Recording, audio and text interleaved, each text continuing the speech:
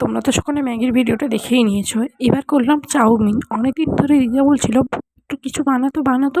ঠিক আমি আর কি বানাবো খুঁজেই পাচ্ছিলাম না। তাই ভাবলাম চলো চাউমিনটাই করে রিয়াকে দেই। তো এখানে চাউমিন করার জন্য আমি নিয়ে নিয়েছি আলু, যেটা আমি কেটেই রেখেছি, সেটা আর ভিডিও করা হয়নি। তারপরে এখানে গাজরটা কেটে নিচ্ছি, সেটা তোমরা দেখতেই পাচ্ছ।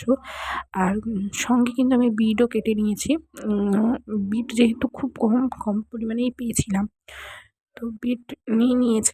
তো বিটটা কেটে নিয়ে একেবারে আমি রান্না করতে চলে গেলাম। সেখানে প্রথমে করে নিলাম গরম জল। ওই গরম জলেই আমি চাউমিনটাকে ভেজাবো। তো তারপরে আলু ভাজাটা বসিয়ে দিলাম, যেভাবে আলু ভাজা হয় নুন হলুদ দিয়ে। তারপরে আমি কিন্তু এখানে সয়াবিনটা কুচি কুচি করে কেটে নিয়েছিলাম। আর সেটাও কিন্তু আমি ভেজেছিলাম, হয়তো তার ভিডিও নেওয়া হয়নি। তারপরে এখানে বিট গাজরটা আমি একসঙ্গেই ভেজে নিয়েছি নুন হলুদ দিয়ে, সেটা তোমরা দেখতেই পাচ্ছ। তারপরে চাউমিনটাকেও একটু নুন হলুদ দিয়ে ভেজে নিয়েছিলাম।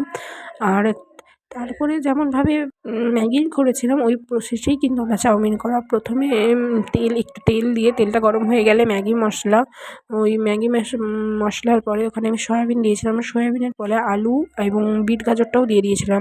তারপরে ম্যাগিটা দিয়েই বেশ ভালো করে নেড়ে, হ্যাঁ পেঁয়াজটাও কিন্তু দিয়েছিলাম। আর আমি কিন্তু বলতে ভুলে গেছি, আমি এখানে লঙ্কা দিয়েছিলাম, কাঁচা লঙ্কা দুটো দিয়েছিলাম। তোমরা চাইলে বেশিও দিতে পারো। আসলে আমি লঙ্কাটা খাই না, তো তাই আমি লঙ্কাটা দিইনি।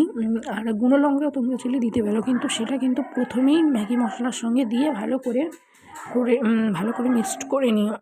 তারপরেই আলু ভাজা বা সবজি যা দিবে তোমরা, এখানে যা সবজি সেইগুলো আমি কিন্তু পাইনি বলেই কম সবজি দিয়েছি। ব্যাস এভাবেই করে দেখো, খুব টেস্টি। বাদামও দেওয়া হয়।